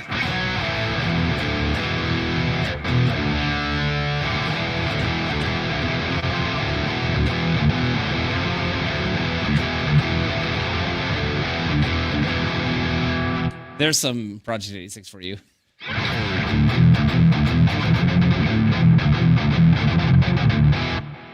That's the extent of. Yeah, dude, I learned so many of those riffs when I used to teach. I taught guitar lessons from when I was 15 to 26. Yeah. And every week I had to learn new songs. Yeah. New songs. And when I was listening, I was just saying I was listening to Spotify's Best of 99 on my way here earlier today, and a bunch of Blink 182 came on, and What's My Age Again came on, and I'm I used to know how to play all these songs. I don't know how to play any one of those riffs at all. I'm the worst. I play in a cover band, and they ask me to play a cover, and I'm I barely fucking know. You're dude, I know I play it almost every weekend, but I barely know how to play that one. You know what? Man. 4 more beers, and I'll know. I can play Sweet Caroline all night if you want. Exactly. If there's a tip jar, I'll figure it out, but...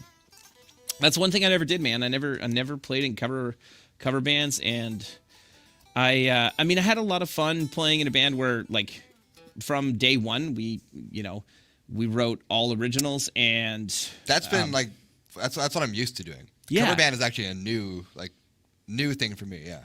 Yeah, I wish I had done it. I watched guys like Rob Baker, who Rob was playing literally every Poison riff imaginable, and I loved Poison growing up. I loved Poison. And I remember sitting down at one year when we were shooting video at Summer NAMM, Rob starts playing like the intro riff for Unskinny Bop, and I was like, ooh, like this is awesome, right? Yeah. And then he starts just playing like legitimately like Talk Dirty to Me and like every Poison hit imaginable. And I'm like, you know all these riffs. He's like, yeah, man. He's like, I've had to teach them for forever. He's like, and I played in a cover band. He's like, play this all the time. And I'm like, I never did that. Like if I played covers, we decided that, you know, we were going to cover these 1 or 2 songs. Yeah. And for this run of shows, throw them in a set of like original stuff. Let's be real. It wasn't a run of shows. It was like, hey, we like this song for 2 months. So whenever we play in the next 2 months, we're going to play this song. Yeah. So like we covered Meant to Live and yeah, not a bunch of Switchfoot songs. Man, I don't know. Like we covered Incubus. We did Circles. Like.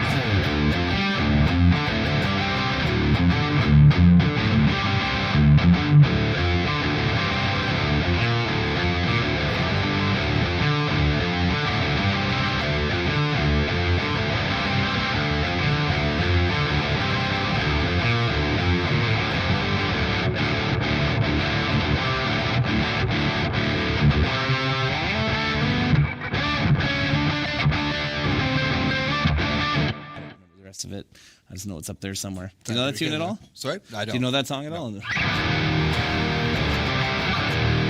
you listen to Incubus much? I have a feeling you'd like that. Incubus? Yeah. Yeah. I've actually been told that before. Yeah. I've listened to them. Especially older Incubus. Yes, Jack, this DGT does sound and is insane. What's your favorite worship artist to play? Hey, Luke, what's our favorite worship artist to play? Or Manny? I have no idea. Yeah. You use the microphone for that, dude? Come on. I don't know. I mean, I'll look at my phone while Bo tells you some sort of a story, and I'll tell you, like, from I don't know. Elevation is kind of a lot of their stuff. Oh, I thought you meant Elevation by U2. The same thing. Yeah. Bo, tell them your favorite worship artist. Yeah, they're all wondering your favorite worship. But put me on the spot. There's so many to choose from. How do I even pick? I like Waymaker by Leland, like a lot of the bigger songs that are out right now, right? Like Hill Dongs instead of Hill Songs. Is that what you're saying? Stoves? Dude, you're gonna get kicked out of playing at church for that. We're all a bunch of 6-year-olds. So, yeah, and my wife is. I just saw that. Yeah. Yeah, great. She'll be thrilled that my acted like a child. That's nothing new for her. So, yeah, I mean, almost any of the newer worship stuff sounds great. Striper, dude, I don't know any Striper. You could at least put the R in Striper if you want us to, if you want us to say it. So, a Christian metal band. Flesh Killer. Okay. I don't really listen to metal, but I'll check them out. So Stobes will be into that. Stobes used to be into like Living Sacrifice and Zao and all of those like the big Christian metal bands. Was it Under Oath? Were they a Christian band? Yeah. Yeah. Yeah. They were, and now they are absolutely not. Yeah. They were, and now they're absolutely not. Yeah. They were, and now they're absolutely not. Not. Well, okay. Is Anne Boleyn, Anne Boleyn was a Christian band, but they're pretty huge in the mainstream, are they not? Yeah, I don't think their lyrics were really. No. Have you ever heard of Anne Boleyn? I've heard the name, yeah. Yeah, you'd like some Anne Boleyn. Definitely heard the name, yeah. Not in a long time. Cool riffs. It's been many a moon since my metal phase. Oh, these aren't metal. This is all. This is not metal? No. Oh. No, it's like emo pop. It's like Creed. It's not like Anne Boleyn is like Creed. It's like so not like. I can do some emo pop. That's pretty cool with me. Yeah. If we're gonna talk about like old Christian bands that weren't technically considered Christian bands anymore, we have to talk about Every New Day from Winnipeg. Yeah, absolutely. I need to get you an Every New Day CD. Okay. They were a metalcore band or like skate punk band. Those guys are great. Yeah, dude, we should get Murray Campbell to come on this. Band?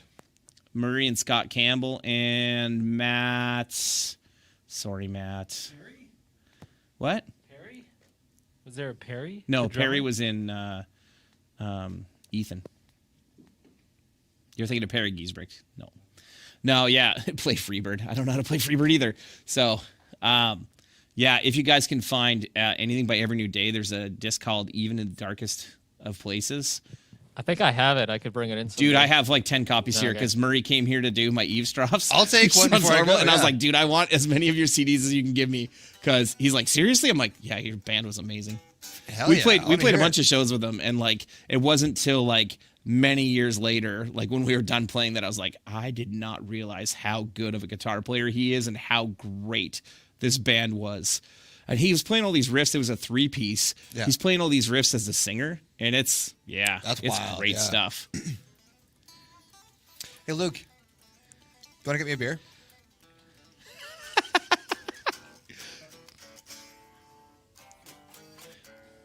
Stopes is saying that Murray Campbell did his eavesdrops as well. Murray's like a siding and roofing and eavesdropping guy now. Yeah. Who's like this killer guitar player, but you know, like most of us have to dabbles in eaves and yeah, exactly. Yeah. And now he's like playing like country side of the camera. The best drainage ever. Stopes. All right, what else do we need to talk about? We've been rambling here for forever. Next thing on our talking points is what's next?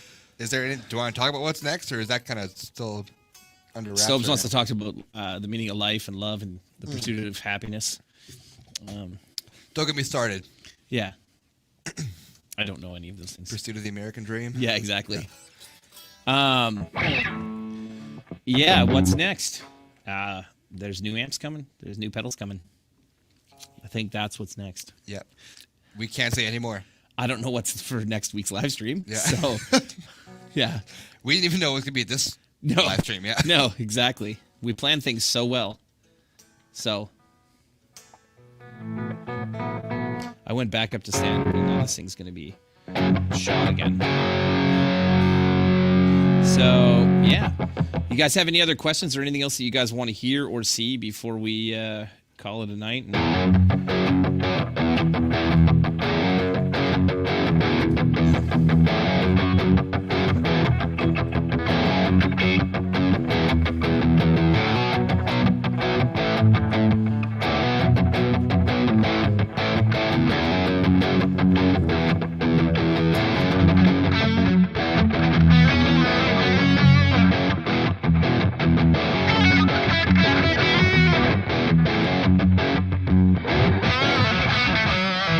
I don't know what to do over that. I'm sorry.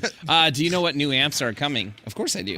I'm not going to tell you, but yeah, I was going to say, can we talk about that, though? I mean, we did talk already about the fact that the Mark III versions of the Generator 740 and Dynamis will be coming, so I'll tell you that. The other stuff I won't tell you. So, all right. Do I know when? Oh, yeah, because I can't read. I'm sorry. Do I know when? Yes. Probably NAMM time, like June. That's what I think. Yeah. Shred some Van Halen. Dude, I don't know. Like, I can't shred any Van Halen for one, but like.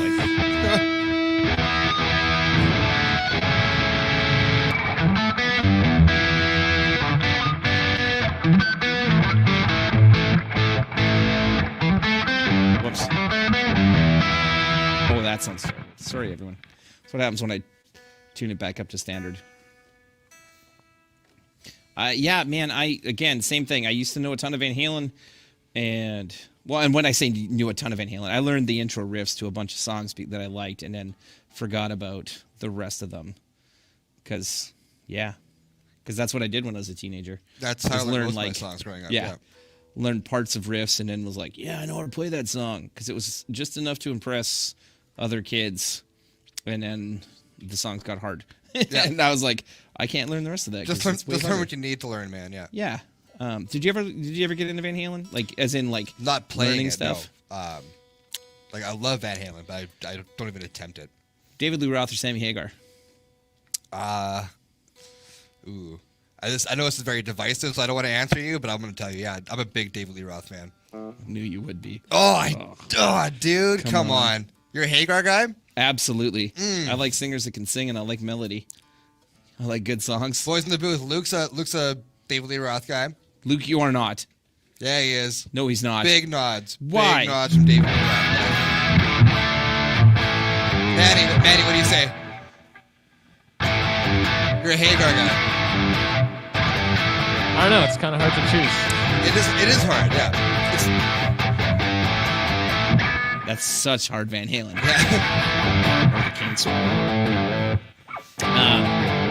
Yeah, I love Van Hagar, man.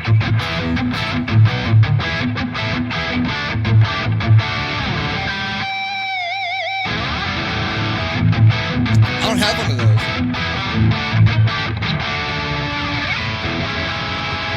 It's okay, because I threw it way out of tune doing it.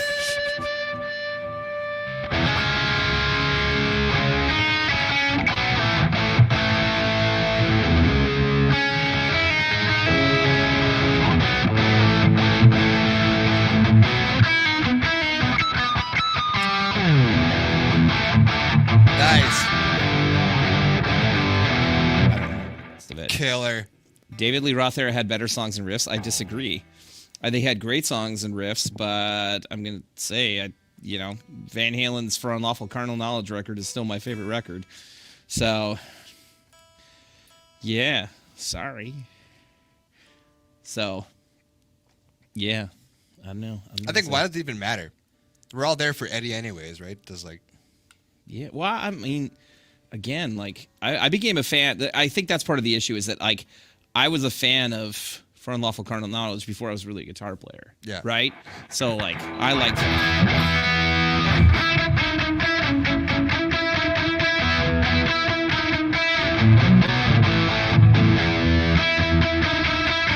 I don't remember how to play it, but...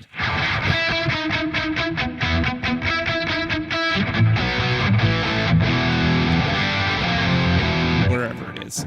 So, yeah, my favorite riff was, and still is, Pound Cake.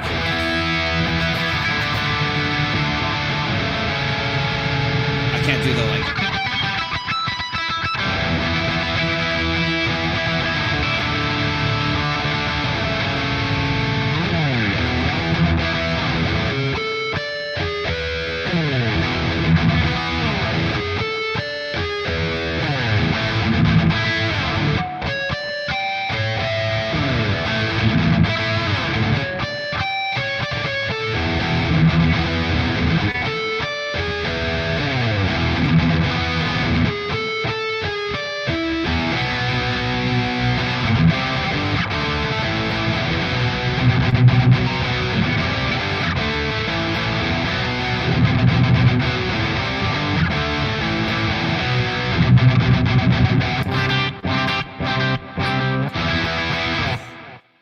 it's the best, man. The absolute best. So, sorry, guys. That's my favorite. No sorries, dude. Yeah. Running with the Devil. I actually don't know how to play it. Do you? I don't know. This is all you right now, dude. I don't know. So, sorry, guys. No idea. One day I'll learn it. I'll learn some other Van Halen and not try to learn it in front of all of you from memory. Yeah. That video editing is sick. I wonder what you guys were doing. Yeah. I want to see this. I'm watching this back later on. Nope, not even close. Correct. Sorry, guys. I will never, ever, Kyle, caress the like button. I like how Kyle showed up. We forgot to tell anybody to hit the like button. Get after that like button, everybody. Yeah, exactly. Like, get after subscribe. it, because we've got at least 45, maybe 50 seconds left before. Yeah, caress that like button. Gently, sweetly caress that like button. Kyle, Whisper how much sweet do you nothings hate in that caress button or like button's ear? Kyle, how much do you hate me attempting to play Van Halen riffs on this right now? So I'm sure Sean is just stop. Yeah. Please just stop. Please. Yeah.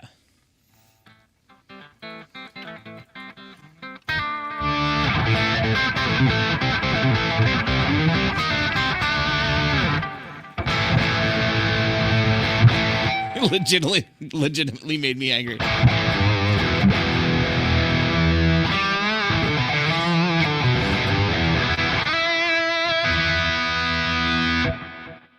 No, I can't play any Rush riffs. I don't know any of them, Stobes. You know that very well. Thanks.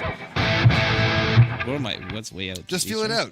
Just do it. Dude, I don't even know Rush songs because I can't stand them. So, trying to think of Oh, no. Let's fix that. Do you know any Rush? I do not know any Rush. You know what I was just thinking of there, right? I do, yeah. We were on the same page. Yeah. We were both going to play it equally wrong.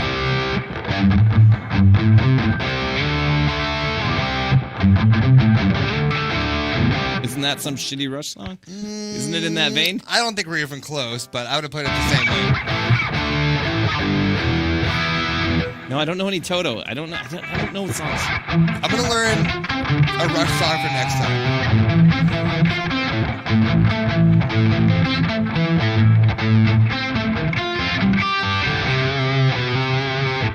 I think next week it should be Sean showing Sammy how to play Van Halen licks. Yeah. Here, so, yeah. That's right. Oh, man, I don't... dude, Tragically Hip. Did you learn very many Tragically Hip songs as a Canadian? Not a lot, no. So, I didn't either, but let me see. Let me think for a second. Oh, yeah.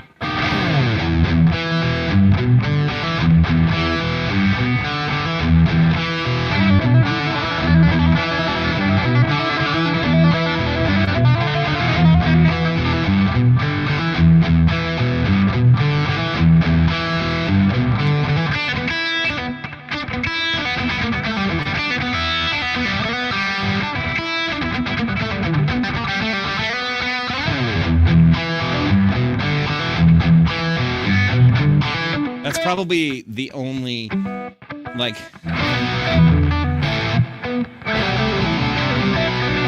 that's probably about the only hip song, like, where is it? Where is Little Bones? Somebody said that. Little Bones? Isn't it there? Do you remember how to play it? What's that?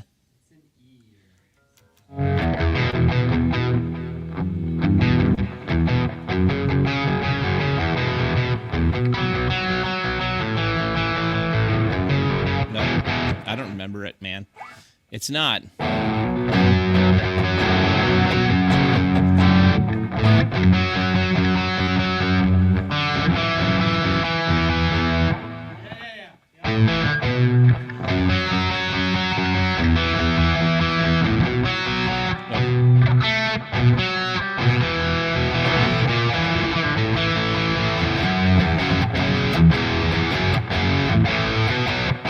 That sounds very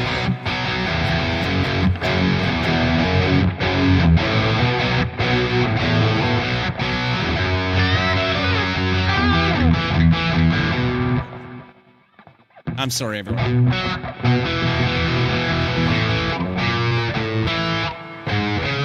I don't know how to do it.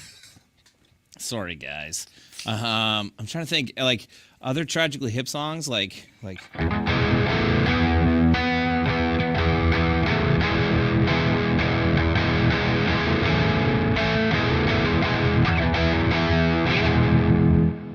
Do you know Grace 2? Like, I know the Dave song. I don't know how like, to play it, though. I don't, yeah. I've played a lot of hip. Yeah, I like the Hip were always a weird band for me. I really liked like Up to Here and Fully Completely and Day for Night and Road Apples, and then everything after that I hated with a passion. And like Music at Work and all of the newer stuff, I felt like, you know, Gordy Downey like all of a sudden became like too artistic for his own good in melodies. And like I get that, yeah. Yeah, I really liked older hip stuff. So yeah. So he said the hip is great, except the vocals even worse than Getty is what Stove says. You are dead wrong on that, dude. I used to feel the same way, man. Yeah. I'm trying to think. Like my favorite song by the Hip is actually like for any of the non-Canadians watching, is probably Fiddler's Green from Road Apples, which is like a ballad, but it's my favorite Hip tune, I think. Downey's melodies are the worst in the world. He chooses like two notes and then he just givers. Just givers? Oh, you just got to go out and give her, Stobes? Jack Betch says play Sky Doesn't Know. I actually just learned Sky Doesn't Know from a cover band like a month ago, and I've totally forgotten that opening riff now. If I heard it, I could figure it. I can't even hear it in my head though. Yeah, can't do it. I have no idea. Yeah. Is that a hip tune? Sky Doesn't Know? Yeah. Definitely not. No. What is it? I'm not sure who does the song. I just remember it from Road Trip. Okay. Was it Euro Trip or Road Trip? I think it was Euro Trip actually. The lonely rocker. Dan saw the hip when they opened for Rush in Toronto. Whew, it'd be rough. It'd be rough, man. That'd be a tough one to get me out too, buddy. So, yeah. Yeah. All right. This is almost 2 hours, and now we're rambling. Yeah, exactly. We're rambling. Slowly going into like obscure Canadian music that anyone from America is just like, I'm out.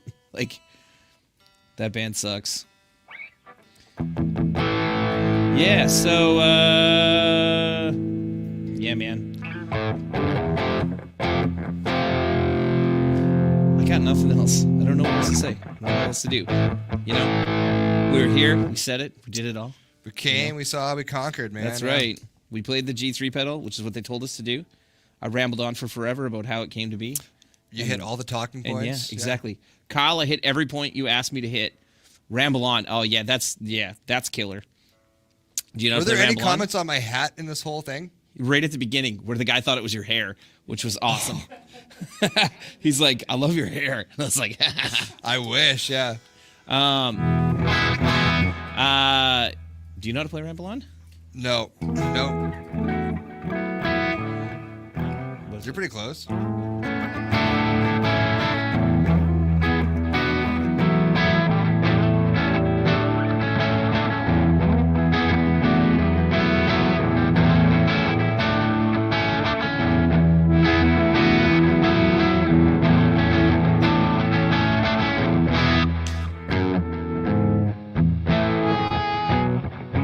Wherever it goes from there, I have no idea. So it's pretty good. It's the best. Yeah, it's the best. It's a great song. That's another one that I just did not learn enough of. I had like a little kick where, probably the same as you, like I would learn like little bits of like, I'm gonna learn the riff for Heartbreaker and like learn a part of a song and not the whole thing.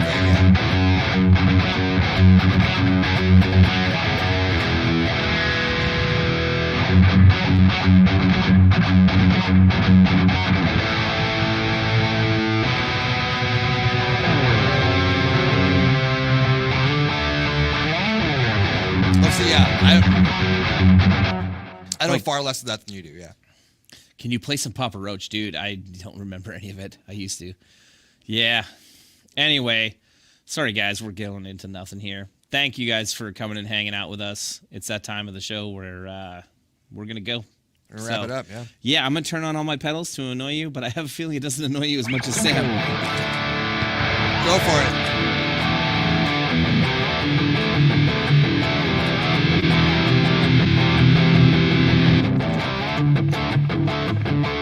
Oh, Manny, you...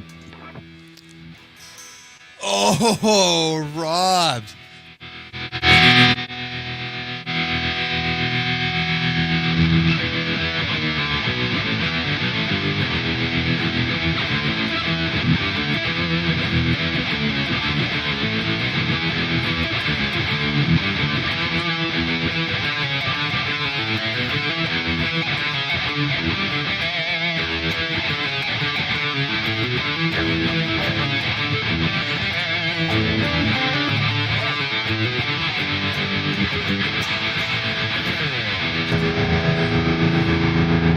They found the one cover, like somebody said Lenny Kravitz, and I'm like, oh man, I remember.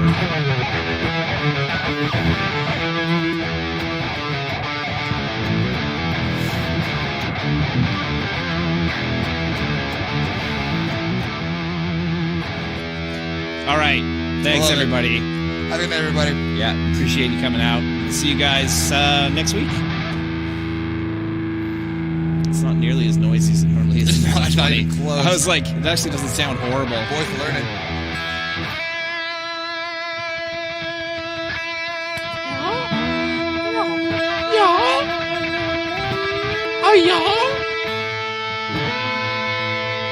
Oh, I didn't even do one.